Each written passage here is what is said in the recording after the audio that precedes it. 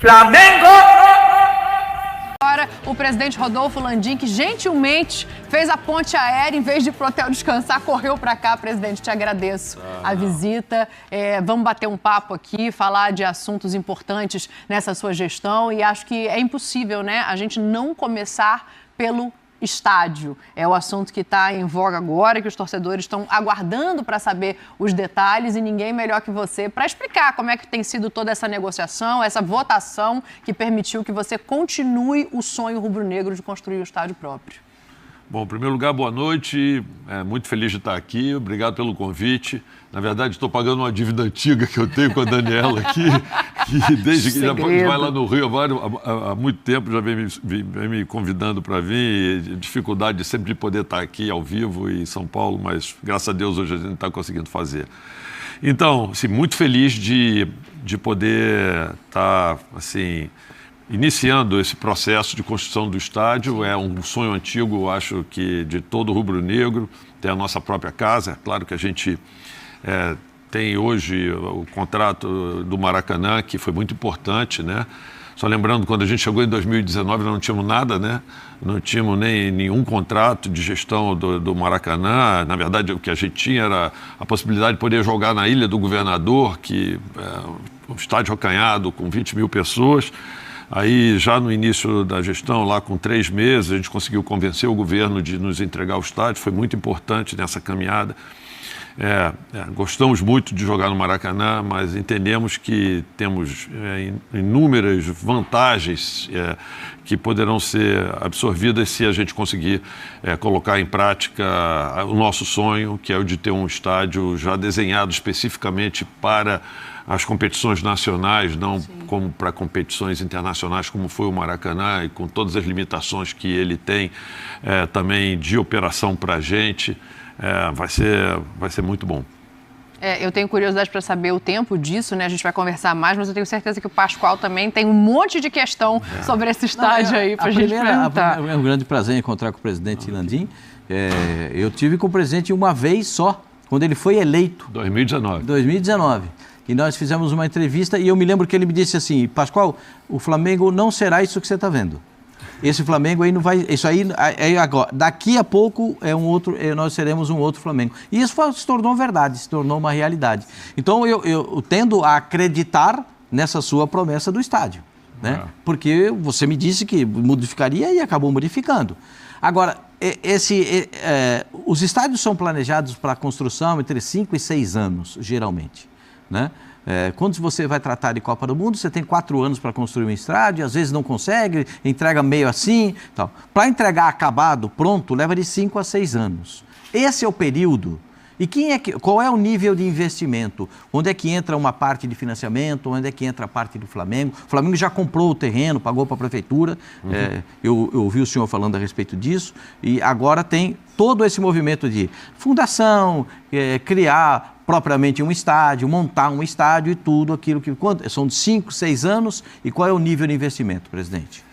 Excelente pergunta, Pascoal. Assim, nós, quando apresentamos o projeto e tivemos autorização dentro do conselho do clube para a compra do terreno, a data que nós estabelecemos para fazer a inauguração é exatamente no período que você está comentando aí. A gente estabeleceu como data-alvo dia 15 de novembro, aniversário do clube de 2029. Portanto, a gente está falando aí de 5 anos e 4 meses, que é um período que a gente considera razoável para poder construir. É claro que isso vai variar principalmente de acordo com o tempo necessário para atender a todos os estudos que vão ser demandados para a obtenção de licenças para a construção do estádio. Isso varia de governo a governo e a gente está estabelecendo aí um prazo relativamente grande para isso, já considerando alguns estudos que vão ser demandados adicionais, mas a gente acha que essa data é plenamente factível. Vamos tentar até antecipar. Mas seria 5 anos e 4 meses. Com relação aos recursos necessários para poder fazer isso, a gente tem hoje a previsão de receitas assim, de naming rights que a gente vai negociar junto ao mercado, então logo a gente consiga pegar o terreno. De fato, hoje nós já pagamos a guia que foi encaminhada para nós essa manhã. Aqui de tarde a gente já tinha pago e já estamos solicitando à Justiça para que nos dê a posse do terreno. E tão logo isso fique nas nossas mãos, a gente já vai começar a fazer alguns trabalhos que a gente precisa fazer locais, no próprio local do terreno, que poderão acelerar, vamos dizer assim, esse processo de licenças, que é uma das coisas que a gente quer.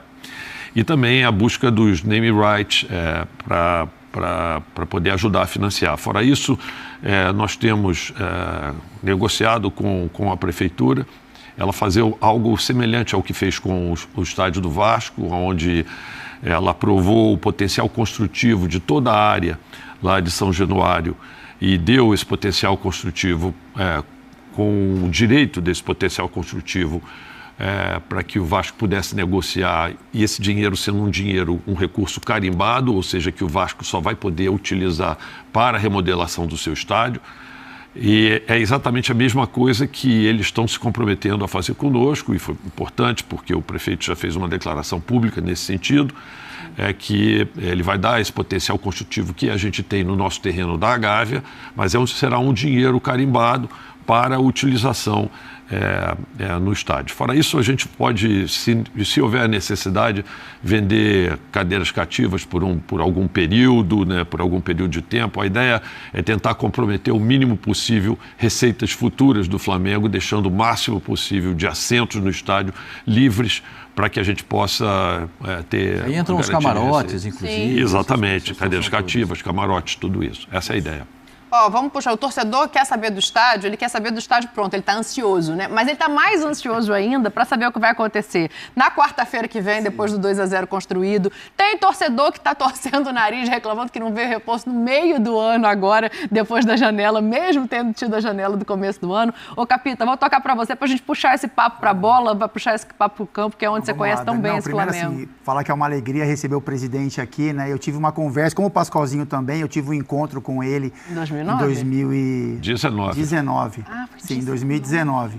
E assim, eu trabalhei no Flamengo, né, Dani? O tamanho, a gente sabe o tamanho, a dimensão do Flamengo, mas era muito o peso da camisa, o tamanho da sua torcida. Vou cometer uma inconfidência aqui. Me conta. Eu convidei ele para ir na minha casa, tentei convencer ele de tudo quanto é jeito para ir trabalhar lá no Flamengo e ele me deu um nó.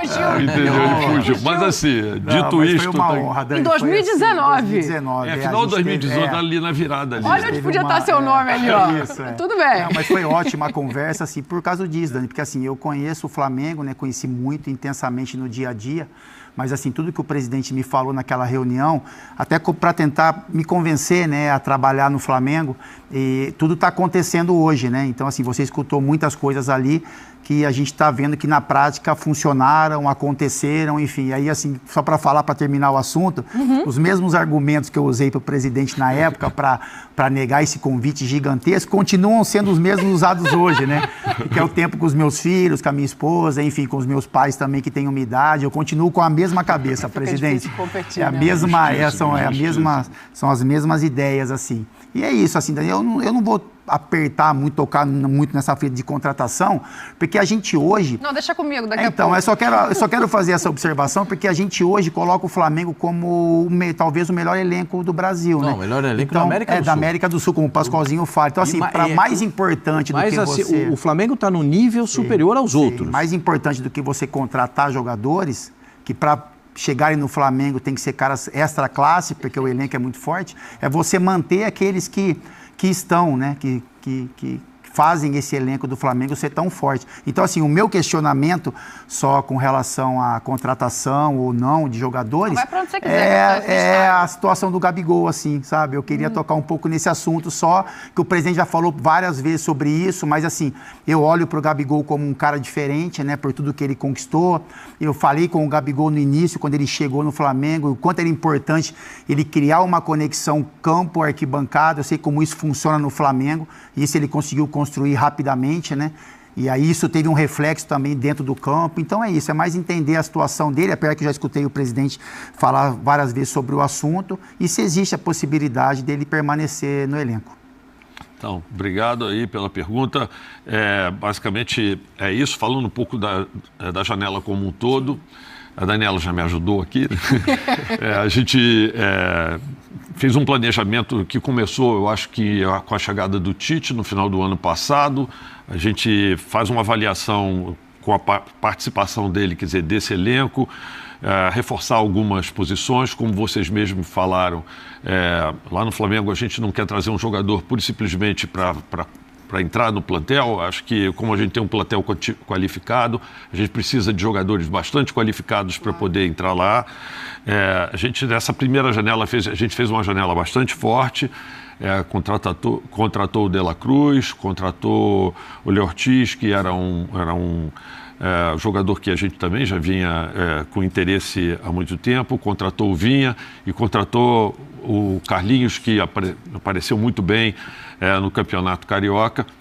E com isso a gente entendeu que estaria coberto, vamos dizer assim, a janela, vamos dizer assim, do início do ano, mas mais o planejamento do ano como um todo. A gente procurou fazer a antecipação dessas contratações exatamente para poder contar com os jogadores o ano todo.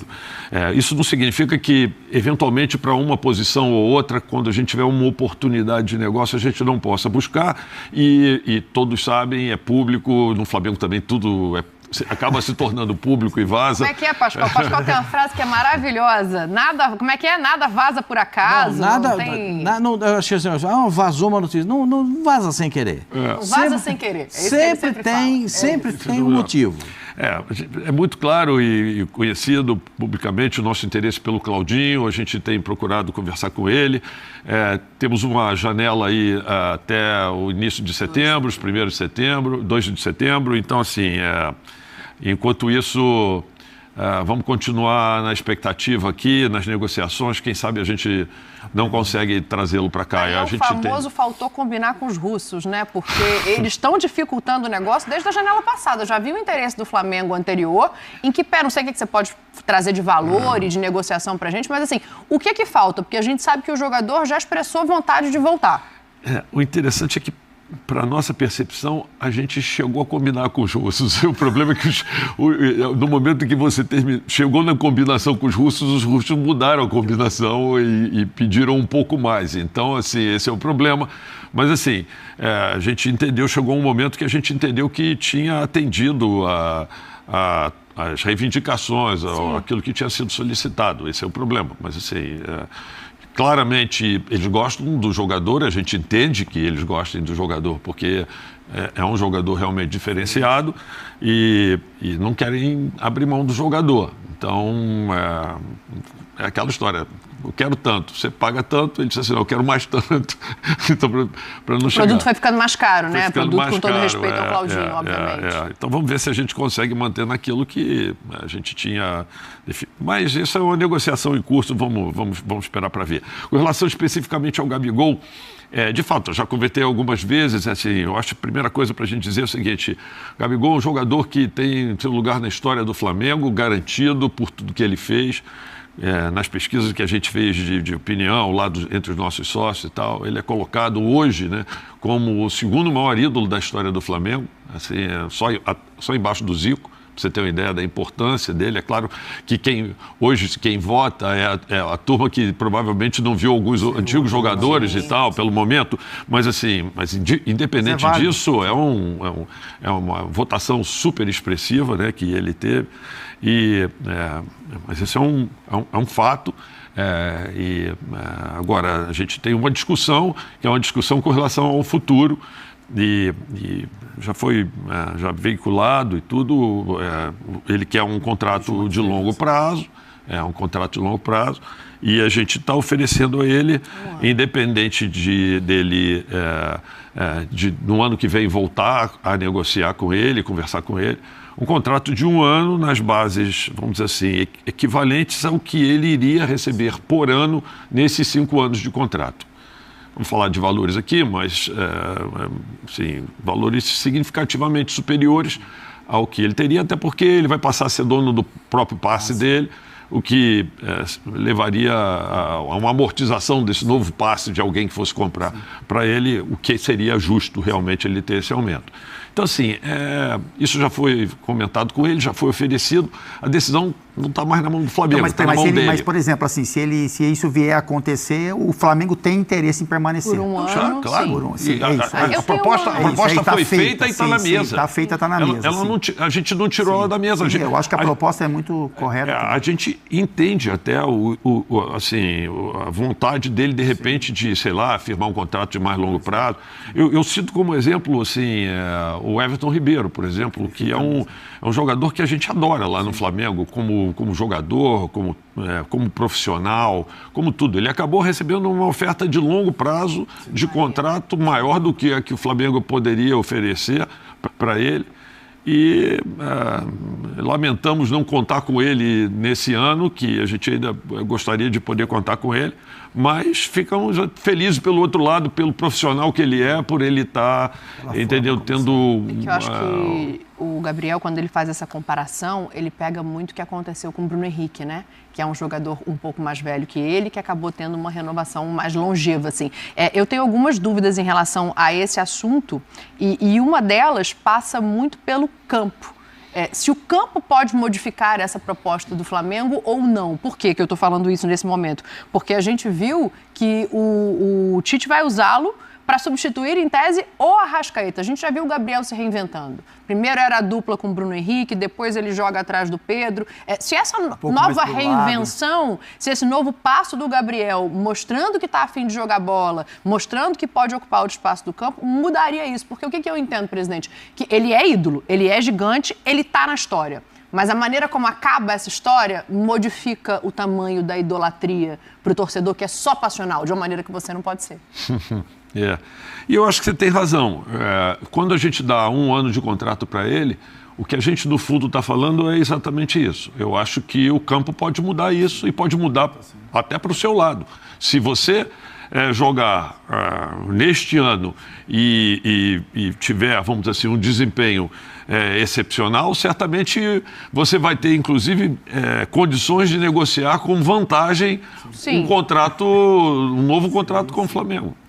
Isso é um processo de negociação natural que ocorre entre clube e jogador. E o Flamengo então, pode, sendo bem franco com você, a resposta é sim. Isso, né? Exatamente. Você está falando uma coisa que esse rapaz aqui do lado, ele viveu a vida inteira. Exatamente. Porque ele gostava de fazer contrato só de um ano.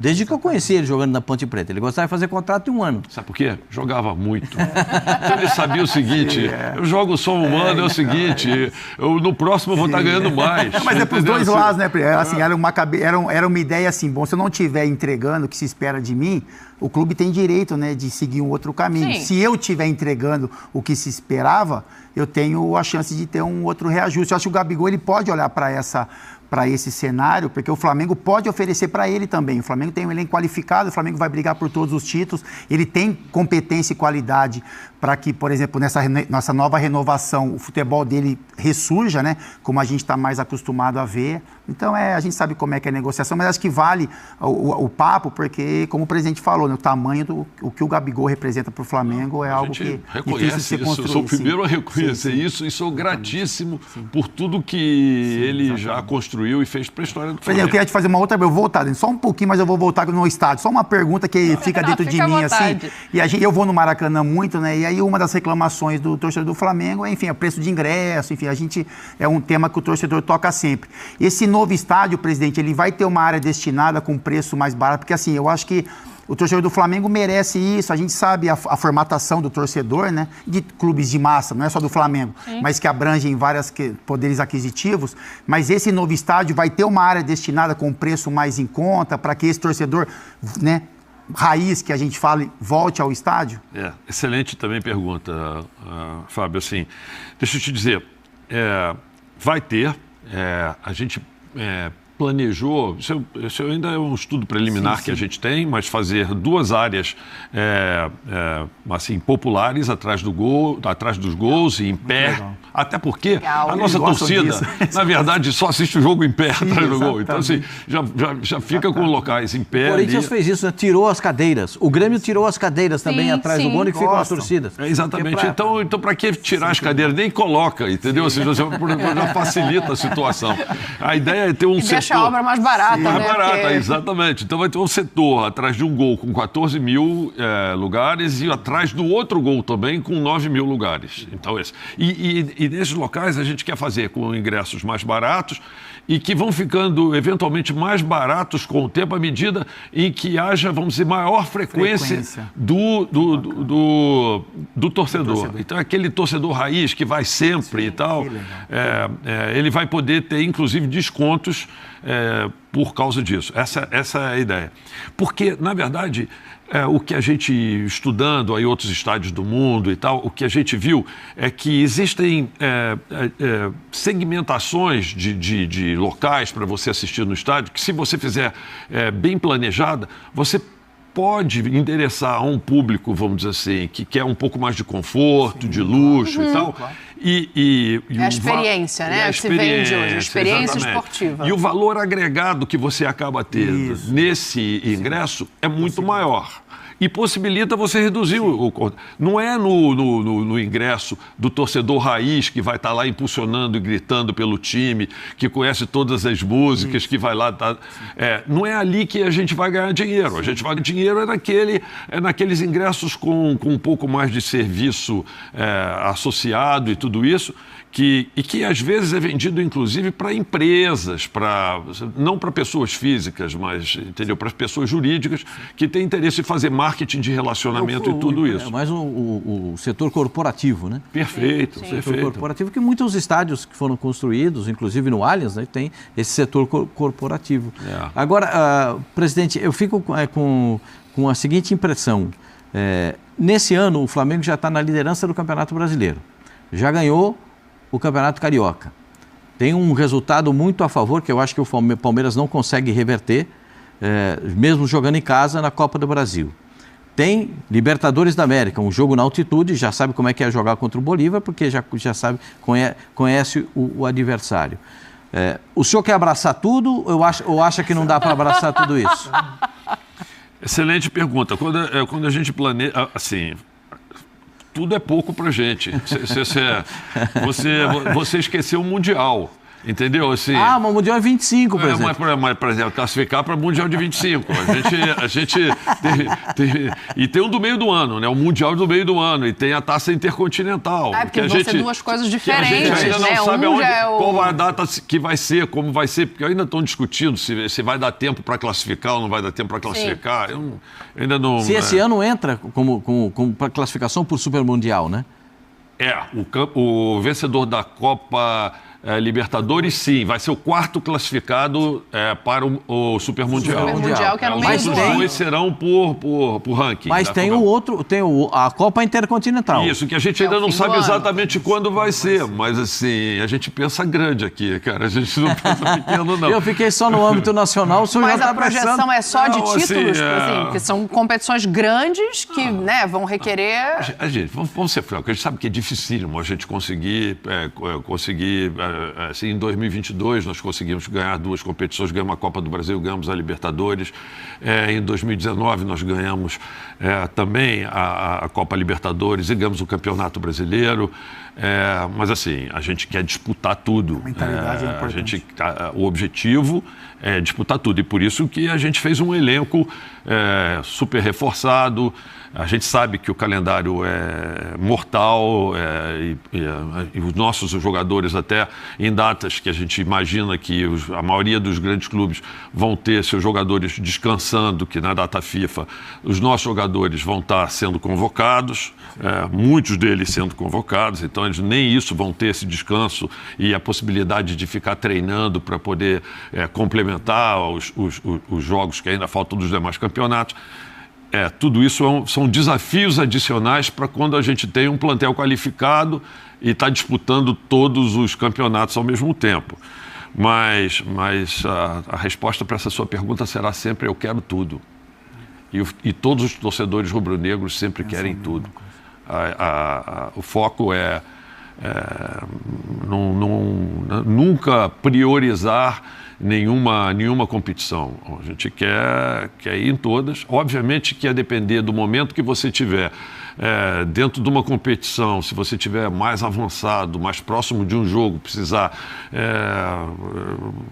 poupar jogadores e tudo isso, você vai, mas Tite assim... brigou com a imprensa que falou em poupar.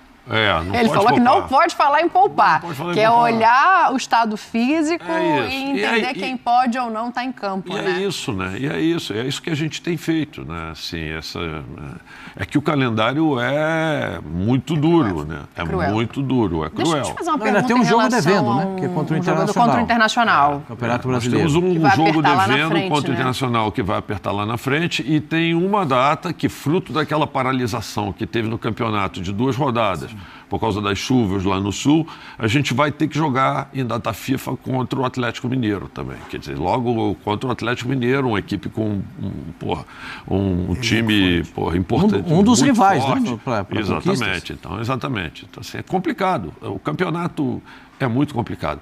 E se a gente fosse discutir calendário, acho que seria uma conversa longa aqui, mas eu não tenho dúvida nenhuma que a competição, o campeonato brasileiro, que para mim é, teoricamente, assim, o campeonato mais importante do Brasil, ele acaba sendo sempre aquele que é relegado para a última prioridade. É porque o mata-mata tem a força, né? Tem o poder de falar em eliminação ou classificação. E eu acho que isso pesa muito para uma torcida.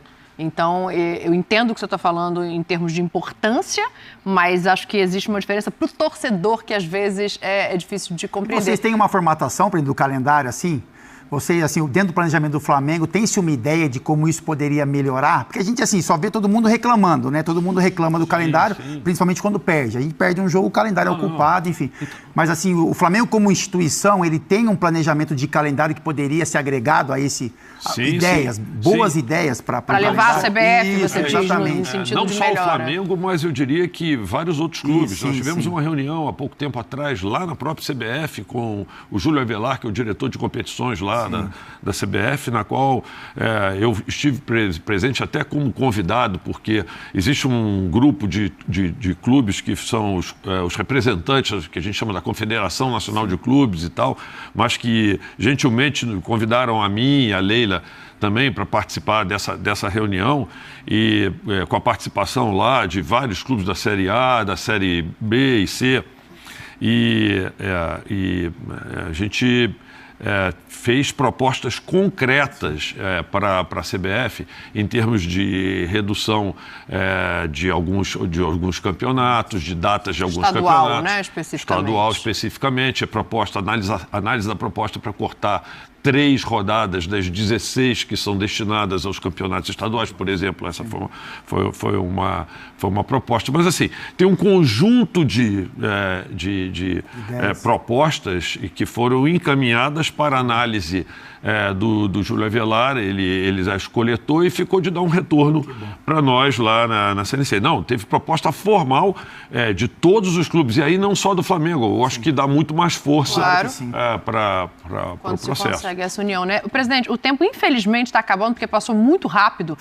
Faltam 3 minutinhos para a gente encerrar, mas eu queria saber da situação, acho que eu e o torcedor do Flamengo, da situação do Fabrício Bruno, assim. Veio uma proposta, houve ali um anúncio de que ele estaria saindo, depois voltou-se atrás e agora uma recusa do Flamengo por uma segunda proposta para esse jogador. O rubro-negro espera os reforços e não quer perder os seus jogadores confiáveis. Acho que o Fabrício hoje está nessa lista, né? Como é que foi todo esse trâmite? Então, assim, existiu de fato uma proposta para ele sair do clube. Nós deixamos ele muito à vontade.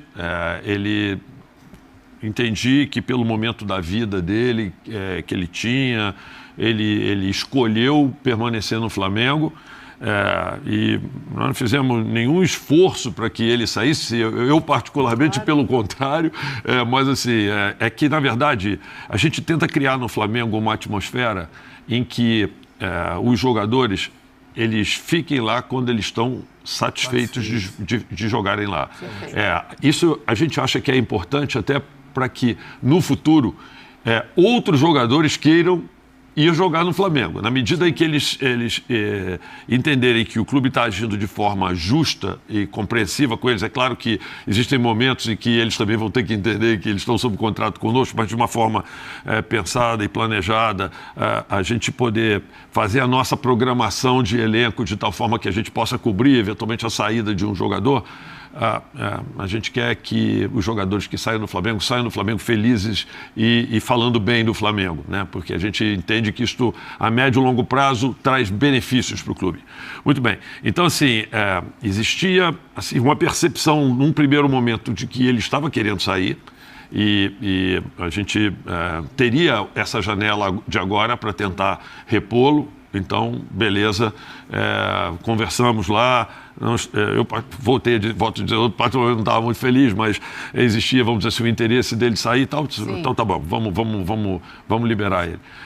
Surgiu uma outra proposta, mas essa outra proposta, sinceramente falando, o que chegou até a mim foi uma proposta inferior, inclusive, em termos de valores, a que o futebol inglês fez. Então, assim, pelo amor de Deus, assim, o Flamengo tinha uma proposta. Fizeram uma proposta, inclusive, inferior àquela que a gente duramente estava aceitando para atender os interesses do jogador, se esse fosse o caso, tá certo? Então, não tem como aceitar essa proposta. Então, a gente recusou a proposta. Foi isso que aconteceu, basicamente. E a gente vai esperar aí para ver o que vem, né? Assim, mas não temos, posso te dizer, não temos nenhum interesse de abrir mão dele. Estamos muito felizes com a participação dele no clube. Sim. A gente tem um costume aqui que é de dar placar em véspera de rodada. Tá acabando o programa, mas a gente tem que dar os placares de São Paulo e Flamengo que ficaram faltando para entregar para o Sport Center. Capitão, quanto é que vai ser esse jogo? 1-1, Dani. 1-1? Outro empate? Você tá o rei do empate hoje? Não posso no empate. Cara do Landim aqui. Não, porque acho que é um bom resultado para o Flamengo. O Flamengo pensa em poupar o time. Eu acho que se o Flamengo colocar um segundo time, o São Paulo tem mais chance de vantagem. Tem chance de ganhar o jogo. Vai ficar 1-0 São Paulo. Presidente, seu placar. Não, de jeito nenhum. Não? Essa fria eu não entro nunca. Faz muito bem. Não, então eu vou de 1-0 Flamengo só para balancear aqui um placar para cada lado.